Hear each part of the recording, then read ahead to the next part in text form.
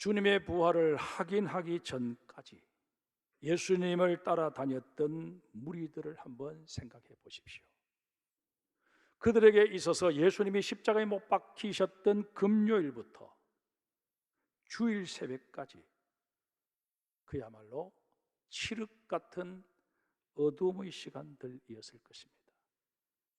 먼저 제자들을 한번 보십시다. 제자들은 자신들 중 하나였던 유다가 예수님을 은30에 팔아 넘겼다 하는 사실을 알고서는 말할 수 없는 자괴감에 빠졌을 것입니다. 어떻게 예수님의 특별한 은총을 입은 우리 12 가운데 하나가 스승을 배반할 수 있단 말인가? 그런데 유다를 욕하고 앉아 있기에는 자신들에게도 허물이 너무 컸습니다. 대제사장의 종들이 검과 몽치를 들고 들이닥쳤을 때 자신들은 구찬 목숨 부지하기 위해 예수님 버려둔 채 다 주랭랑을 쳤기 때문입니다. 성경에는 베드로만 예수님이 신문받는 현장을 찾아갔다가 3번이나 예수님을 모르노라 부인했다, 그렇게 소개하고 있지만 여러 가지 정황상 다른 제자들도 어디 멀리 그냥 도망쳤겠습니까? 도망쳐서 이제 상황이 어느 정도 수습이 되었다 싶으니까 예수님이 어떻게 되실까 싶어서 베드로처럼 그 근처에 와서 그 상황들을 지켜보고 있지 않았겠습니까? 그러나 그들 중 그 누구도 예수님을 위해 나서질 않았습니다. 얼마 전에 우리도 주와 함께 죽으러 가자 그렇게 큰 소리를 쳤던 도마도 예외가 아니었습니다. 자신들이 사랑하고 존경했던 예수님께서 말도 안 되는 논리로 또 하시지도 않은 일로 매도되고 정죄당하시는 그런 말도 안 되는 그런 재판을 지켜보면서 그들은 이건 아니요, 이건 다 모함이고 거짓이요, 그렇게 외치며 나서지 못한 것입니다. 그나마 다행이었던 것은 이들이 그 길로 뿔뿔이 흩어지지 않고 다시 모였다는 사실입니다. 그런데 이 모인 이유도 그렇게 긍정적이지를 못합니다. 아마 이들은 동병상련의 아픔을 서로 다독거려주고자 다시 한자리에 모였을 것입니다. 늘 힘이 되어 주셨던 예수님을 잃어버린 탓에 혼자 있는 게 너무 무섭고 불안해서 그래도 서로 의지하기 위해서 모였다, 그렇게 보아야 할 것입니다. 그런데 그런 그들에게 천천병력과도 같은 얘기가 전해집니다. 요한복음 20장 1절에 보면 안식일이 끝나기 무섭게 예수님의 무덤을 찾아갔던 여인들이 허겁지겁 달려와 소리를 칩니다. 예수님의 무덤이 열려 있었고 예수님의 시신은 온데간데 없어졌다는 것입니다. 깜짝 놀란 베드로가 다른 제자 한 명과 함께 황급히 무덤으로 달려가 보았습니다. 여인들이 말한 대로 무덤은 텅 비어 있었습니다. 그 순간 베드로의 뇌리에 불안한 생각이 스치고 지나갑니다. 혹시 대제사장과 그 추종자들이 예수님의 시신을 가져다가 훼손해 버린 것은 아닐까? 생각이 거기에 미치자 분노가 치솟아오릅니다. 이런 몹쓸 인간들, 이미 돌아가신 분이 뭘 할 수 있다고 그 시신을 훔쳐갔나? 천벌을 받지, 천벌을 받아. 눈물이 볼을 타고 하염없이 흘러내립니다. 하지만 제자들은 그렇게 분노하며 눈물을 흘리는 것 외에는 아무것도 할 수 있는 일이 없었습니다. 1차 세계대전을 겪으며 엘리엇이 경험했던 그 절망과 패배의식 같은 것이 지금 베드로를 똑같이 짓눌러 버린 것입니다. 베드로는 더 이상 그 자리에 있는 것조차도 무의미하다, 그렇게 여겨서 무겁게 발길을 돌립니다. 하지만 베드로에게 무덤이 비었다 하는 사실을 알려주었던 그 여인 막달라 마리아는 그럴 수 없었습니다. 예수님의 시신을 누가 어디로 옮겨갔는지 알기 전에는 그 무덤 곁을 떠날 수가 없었던 것입니다. 무덤 곁에 주저앉아 있자니 복받쳐 오르는 울음을 주체할 수 없어서 흐느껴 웁니다. 울다가 아무리 생각해봐도 예수님의 시신이 없어질 리가 없는데 내가 잘못 본 것 아닌가 하는 생각에 다시 무덤 안을 들여다봅니다. 울다가 확인하고 울다가 확인해도 무덤이 비어 있기는 마찬가지였습니다. 그런데 어느 순간 희한한 일이 벌어졌습니다. 울다가 다시 무덤 안을 들여다보았는데 예수님의 시신이 놓였던 자리에 흰옷 입은 사람이 둘 자리하고 있는 것입니다. 마리아는 그들이 천사라는 사실을 상상도 하지 못한 채 갑자기 나타난 그들로 인해 놀랍기도 하고 반갑기도 해서 혹 저들은 예수님의 시신이 어디로 옮겨졌는지 알고 있을지도 모른다 잔뜩 기대하며 물어보려고 하는데 그들이 먼저 이렇게 물어봅니다. 어찌하여 우느냐? 마리아는 시신을 찾을 수 있는 실말이라도 그들에게서 얻을 수 있을지 모른다 하는 기대감에 다짜고짜 사람들이 내 주님을 옮겨다가 어디 두었는지 내가 알지 못함이니이다 라고 대답합니다. 이 마리아의 말을 가만히 한번 생각해 보세요. 지금 이 두 사람은 예수님의 시신을 어떻게 했는지 이미 알고 있다는 전제를 깔고 이런 질문을 하고 있는 것 아니겠습니까?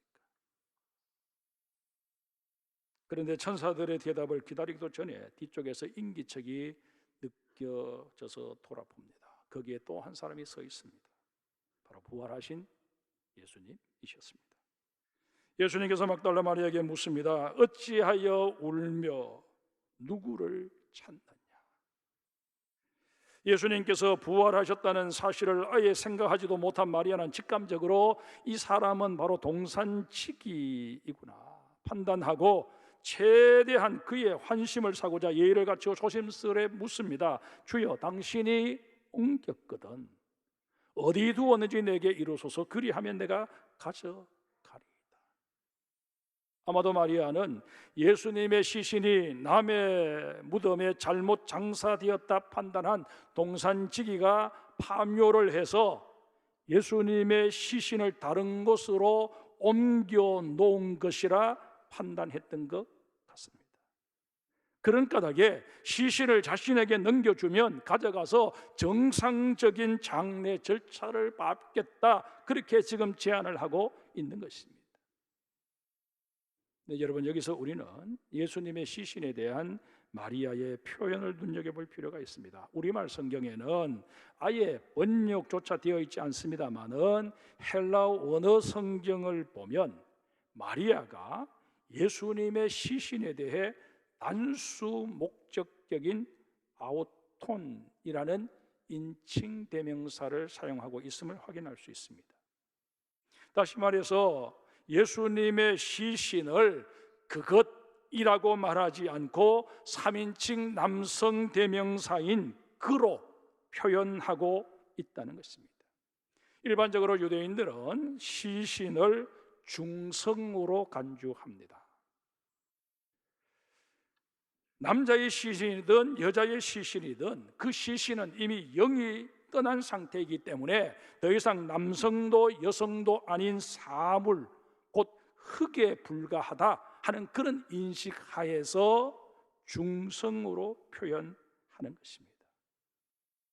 그런데 마리아는 예수님의 시신을 여전히 남성으로 보고 있습니다. 예수님께서 살아 계셨을 때에도 돌아가셨을 때에도 여전히 자신에게 있어서는 소중한 분이심을 이렇게 표현하고 있는 것입니다. 이런 마리아를 보신 예수님의 마음이 어떠하셨을까요? 아마도 너무너무 사랑스러우셨을 것입니다. 그래서 그 마리아가 더 이상 고통 속에 머물지 않도록 지체하지 않으시고 자신을 드러내어 주십니다.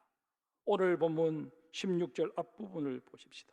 예수께서 마리아야 하시거늘.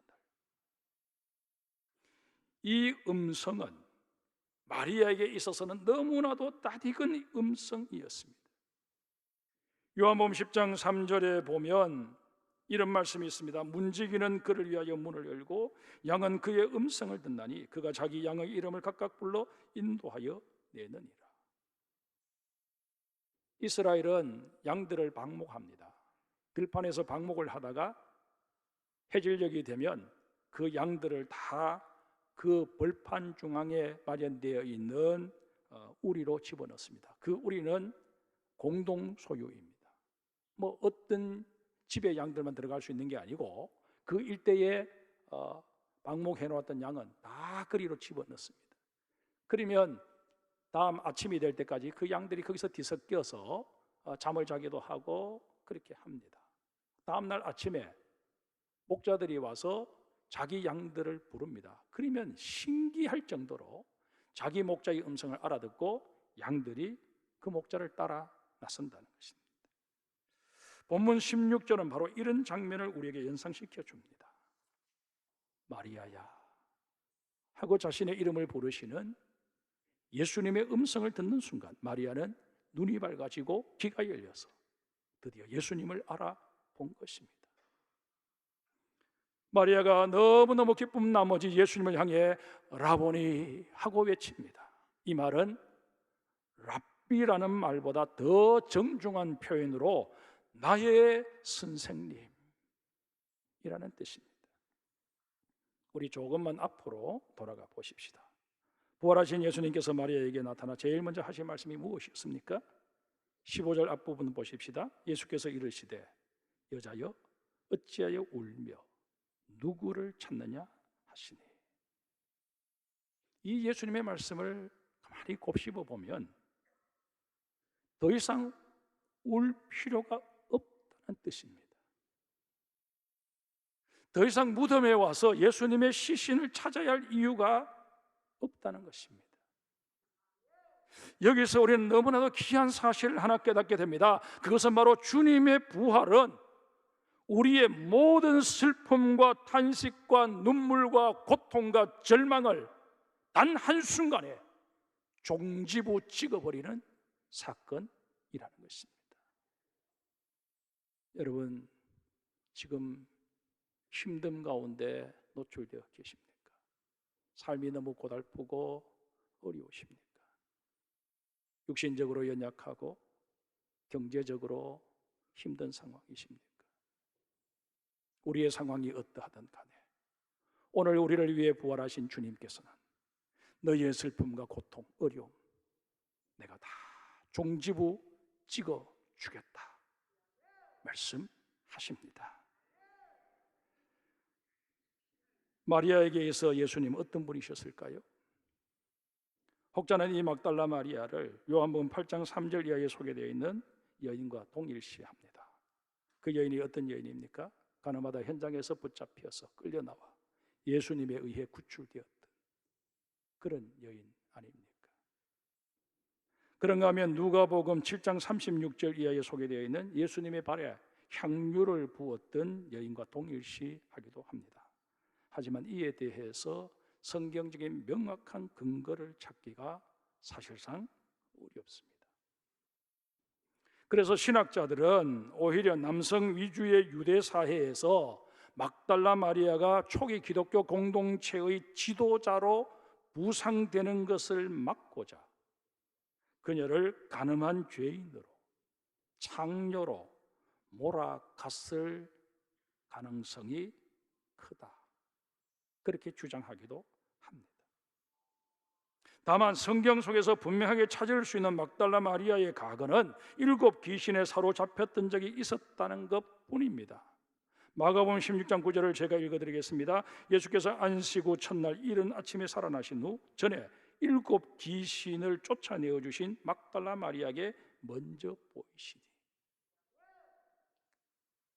하나의 귀신도 아니고 7 귀신에게 사로잡혀서 완전히 인격이 파탄되어 버린, 자기의 의지로는 아무것도 할 수 없는 그런 상황에 노출되어 있던 이 막달라 마리아에게서 귀신을 쫓아내어 주심으로 말미암아 그의 삶을 완전히 회복시켜 주신 분이 바로 예수님이십니다.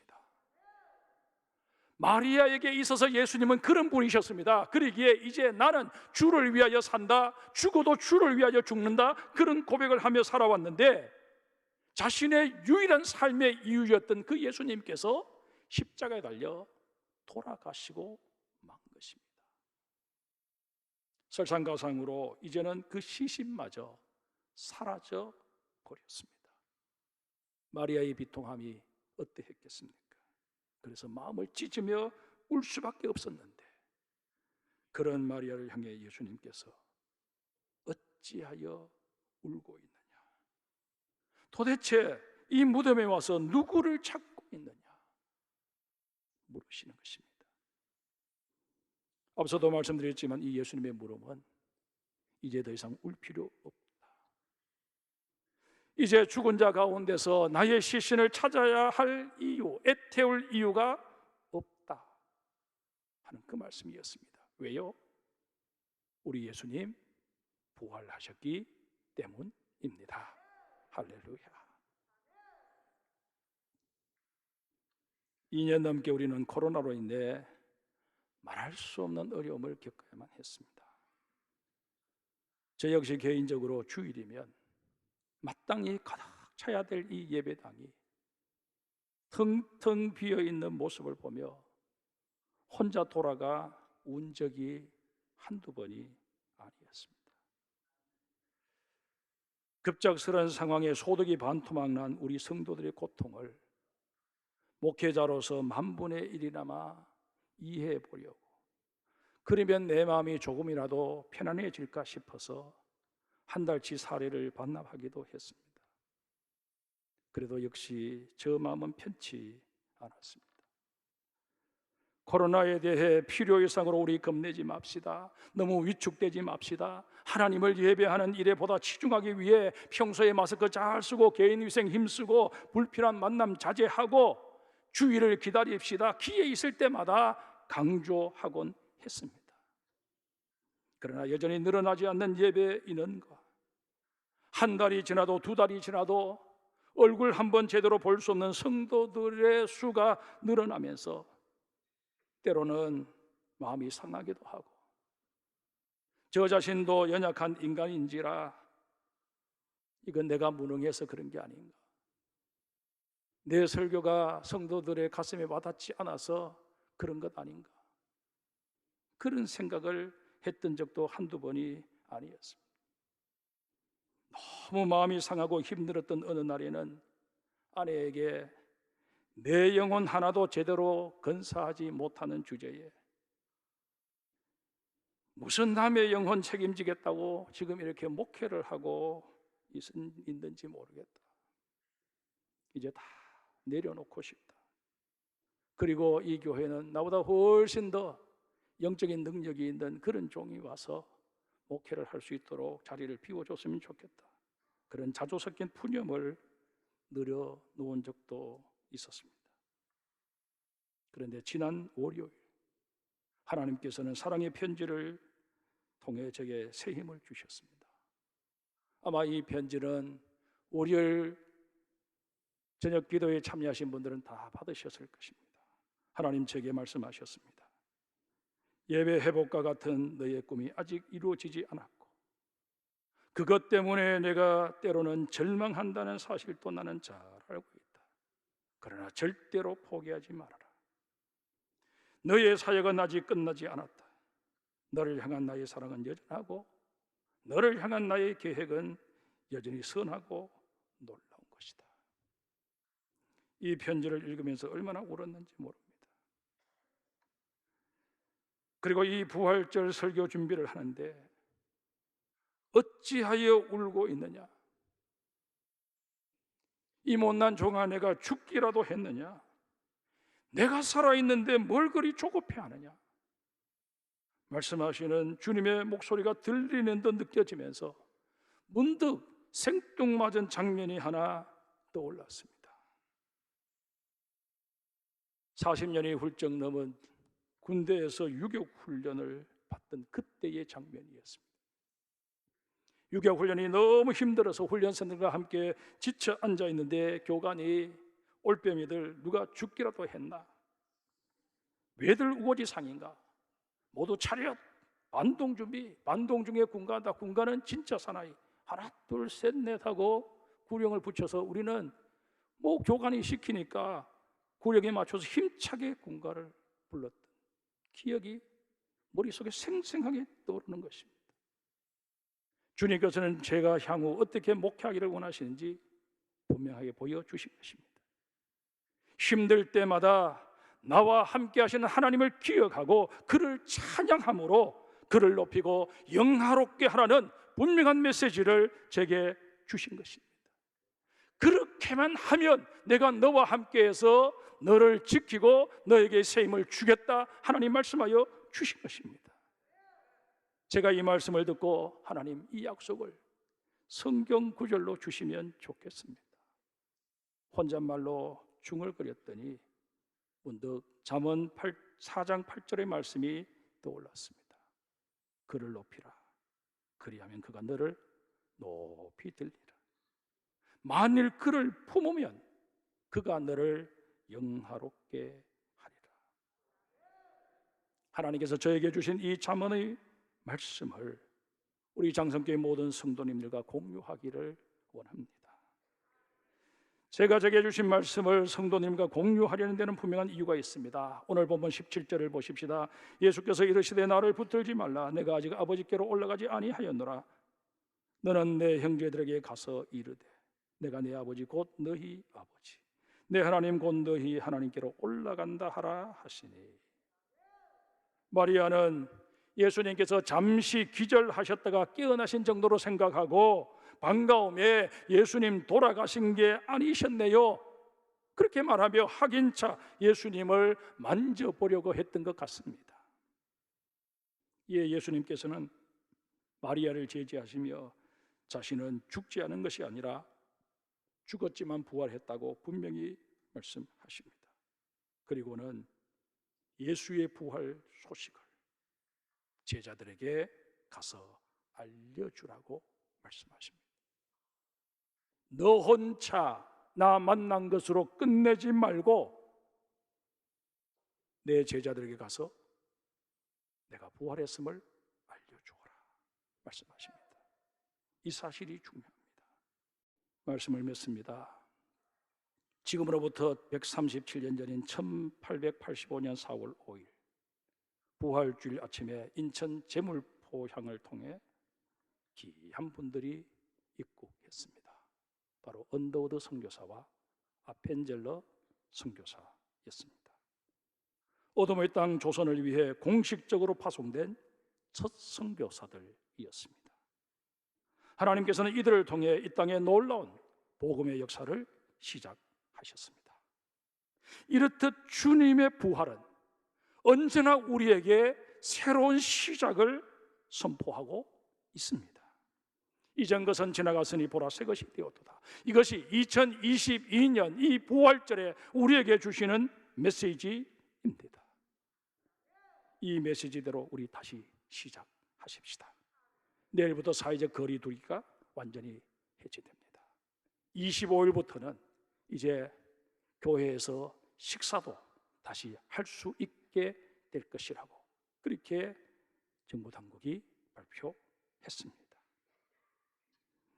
이제 우리 예배도 완전히 회복하십시다. 기도 모임도 전도도 대사의 봉사 차원에서 우리가 했던 미대대학도 그리고 방과 후 우리 아이들을 돌보기 위해서 지금 준비하고 있는 그 돌봄 교실도 잘 준비해서 정말 우리의 도움을 필요로 하는 이 지역사회에 주의 사랑을 전하는 그런 우리 장성교회 공동체가 되십시다. 부활하신 주님 우리에게 말씀하십니다. 장성교회 성도들아 허리띠를 동여 메어라. 신발끈을 고쳐 메어라. 그리고 다시 시작하여라. 내가 너희와 함께 하겠다. 이 주님과 함께 멋있게 다시 시작하는 우리 장성의 모든 성도들 되시기를 주의 이름으로 축복합니다.